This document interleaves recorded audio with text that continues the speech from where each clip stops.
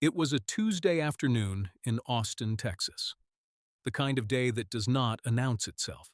No big weather, no special occasion. Nothing on the calendar worth remembering.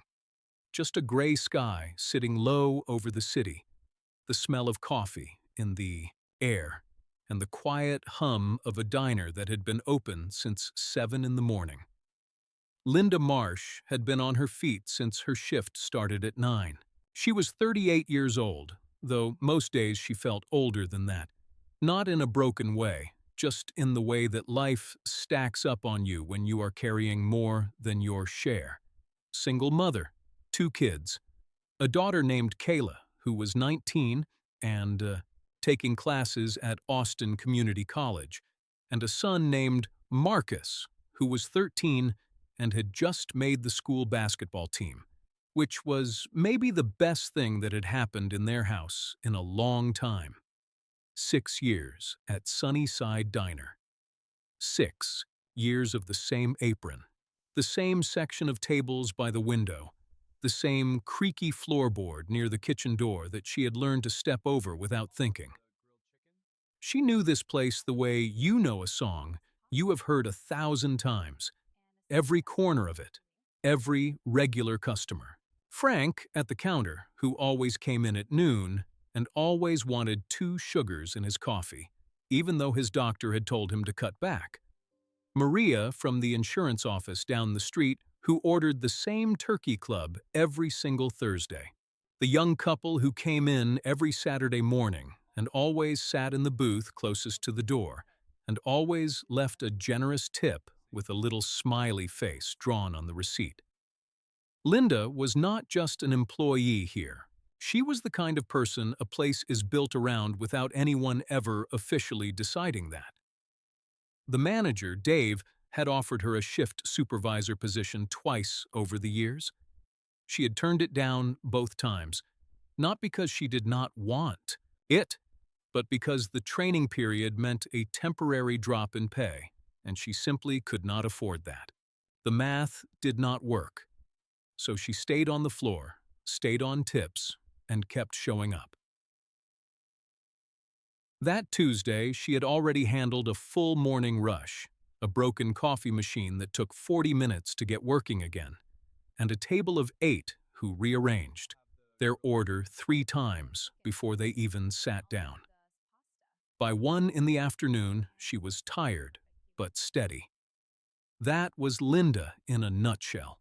Tired, but steady. Then the door opened. His name was Richard Calloway, though Linda did not know that yet. What she knew was what everyone in the diner immediately sensed, which was that this man had walked in like he owned the building, and was mildly disappointed by what he found inside it. He was somewhere in his mid-50s, with silver hair combed, back neatly, and a charcoal gray suit that looked custom-fitted. His watch caught the light when he pulled out his chair. He sat down without looking at anyone, pulled out his phone, and started scrolling like the rest of the room had simply ceased to exist. Richard Calloway was a real estate developer, had been for over 20 years. He had made his first million top dollars before he was 35 and had built steadily from there. His company had projects across Texas, New Mexico, and Colorado. His net worth, according to a profile in a local business magazine published the previous year, was somewhere north of $40 million. He was used to certain things, a certain kind of treatment, a certain speed of response, a certain level of what he considered basic competence from the people around him. He had stopped at Sunnyside on a whim, actually. His usual lunch spot was across town, but he had a meeting nearby and did not want to fight traffic. He figured a diner was a diner. He would eat, check his emails, and leave. Linda walked over with her notepad and her smile, the same smile she had given 1,000 customers before him, warm and real and completely without performance. She set a menu down in front of him and said, Hi there. Welcome to Sunnyside. Can I get you started with something to drink? He did not look up. She waited. A few seconds passed. She asked again, a little softer, no irritation in her voice at all, just patience. He finally looked up from his phone, slowly, deliberately, as though the act of acknowledging her required some kind of effort he was not sure she deserved. He looked at her face. Then his eyes moved down and back up in that particular way that some people do, the kind of look that is not about attraction or curiosity, but about assessment, about deciding where someone ranks. And then, in a voice that was not a whisper, in a voice that carried easily to the three nearest tables, he said, "You know, some people are just born to serve. I can tell you're one of them." The table of two women to his left went completely quiet. A man eating alone near. The back looked up from his newspaper. Frank at the counter put down his coffee cup very slowly. Linda did not flinch. She did not let the smile drop. She said, "I'll give you a moment with the menu, sir." And she walked back toward the counter with the same even step she always had. When she came back a few minutes later with a glass of water, Richard pushed it back across the table without touching it and said, "I don't drink tap water. Do you even know what kind of water I drink?" He paused, as if genuinely waiting for an answer. Then he said, "Of course you don't." Linda said she would check what they had available and would be right back. Her voice was still calm. Her face was still composed, but Richard was not finished. A minute later, when she returned to take his order, he looked at his phone while speaking to her, reading off what he wanted without making eye contact once. And then, when he wanted a refill on the sparkling water she had brought him, he did not say "excuse me." He did not call her name. He raised his hand slightly to the side and snapped his fingers. Once, sharp, like you would do to get the attention of a dog. Frank stood up from his stool. He was 71 years old, and he had been coming to this diner for most of them. He looked at Richard and said, "Hey now, that is enough of that." Richard turned his head and looked at Frank with an expression that was somehow worse than anger. It was dismissal, pure and total. He said, "Mind your business, old man. I am a paying customer." Linda crossed the floor quickly. She reached Frank before he could say anything else, and she put her hand gently on his forearm, and she looked at him and said quietly, "It is okay, Frank. I have got this. Please sit down for me." Frank looked at her for a long moment. Then he sat down. But he did not look away from that table for the rest of the hour. Linda went into the kitchen. The door swung shut behind her. Nobody was back there at that exact moment. Just her and the stainless steel counters and the low rumble of the ventilation and the smell of everything that had been cooked that day. She leaned back against the wall next to the door, and she closed her eyes. Not to cry. She was not going to cry. She had made a decision a long time ago that she was not going to give moments like this her tears. But she needed just a few seconds, just a small private moment to absorb it and set it down somewhere it would not follow her back out onto the floor. Because this was not the first time. That was the thing people did not understand from the outside. It was never just one time. It was 100 times, stacked up quietly over years, each one small enough on its own that you could not really point to it. But together, they weighed something real. A snap of the fingers here, a dismissive look there. Being talked over, talked past, looked through like you were furniture that happened to be capable of carrying plates. She breathed. She straightened up. She tied her apron a little tighter out of habit, and she walked back out. What Linda did not know, what she had no way of knowing, was that there was a woman sitting 2 booths away from Richard Calloway who had watched every single second of what just happened.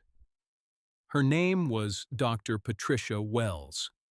She was 62 years old, and she had built one of the most successful independent restaurant franchise groups in the southern United States from nothing. 214 locations across 6 states. She had started with one diner, smaller than this one actually, in San Antonio, when she was 29 years old, with a small loan and an enormous amount of stubbornness. She knew what it looked like to be underestimated. She knew it personally from the inside. She had not come to Sunnyside Diner by accident. She had come because her company was in the early stages of a new initiative, a program designed to identify exceptional people in frontline service roles and create real pathways for them into leadership. Not symbolic promotions, not titles, without power. Real positions, real salaries, real authority. She had been visiting diners and restaurants all across Texas for 3 months, looking for the kind of people her company was built to lift up. She had been sitting in this booth for 40 minutes before Richard walked in. She had already noticed Linda, the way she moved through the room, the way she remembered details without writing them down, the way she made every table feel tended to, even when she was busy. Patricia had been in this industry her entire adult life, and she had a very good eye. She had already been thinking about asking to speak with the manager. And then Richard sat down. And Patricia sat very still and watched. She watched Linda get insulted in front of a room full of people. She watched her not break. She watched her protect a 70-year-old man from his own anger on her behalf. She watched her disappear into the kitchen for exactly 90 seconds and come back out like she had simply reset herself from the inside. Patricia left her fork on her plate. She signaled to Dave. She did not complain. She did not mention Richard at all, actually. She just started asking questions about Linda. And Dave, who was a good and loyal man, answered all of them honestly and with something close to pride. 6 years. Never called in without notice. Turned down advancement twice because the math did not work for her family. Daughter in college, son in middle school. The soul of this staff during the hardest stretch any restaurant had lived through in modern memory. Patricia listened to all of it. Then she asked Dave one question. She said, "Is she the kind of person who gives up when things are hard?" Dave smiled before he even answered. He said, "Patricia, Linda is the reason half my staff is still here.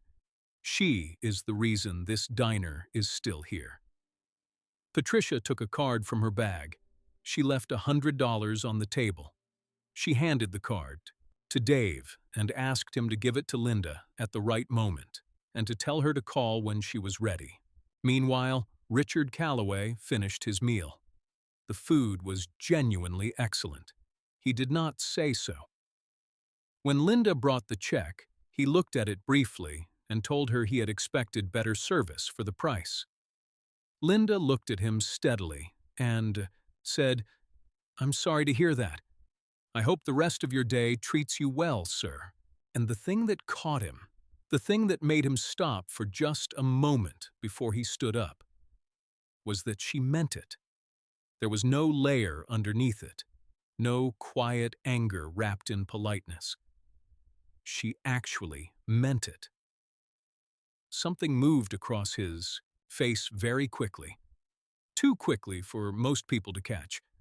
But it was there. It looked a great deal like shame. He looked down. He left a modest tip. He put on his jacket and walked out the door and got into his car and sat in the driver's seat and did not start the engine right away. His phone buzzed. A message from his assistant with a link. A local news article, fresh, published within the last 30 minutes. The headline said that a Sunnyside Diner employee named Linda Marsh had been named Regional Director of Operations for Wells Hospitality Group, representing one of the fastest and most personally championed internal selections in the company's 20-year history. The article quoted Patricia Wells directly. It said that she had witnessed in Ms. Marsh a quality of character and composure under pressure that she had rarely encountered in any context, professional or otherwise. There was a photograph. Linda was in it, smiling, standing next to a woman whose company had been featured in Texas business publications for years. Richard read the article twice. Then he put his phone face down on the passenger seat. And he sat in that car for a very long time. Linda's life did not transform overnight. That is important to say because the truth of a story matters more than the version that feels best. There was no single moment where everything became easy. But that salary meant she could stop doing the math at midnight. It meant Kayla could finish her degree without taking on more debt. It meant Marcus could stay in his school district and keep playing basketball.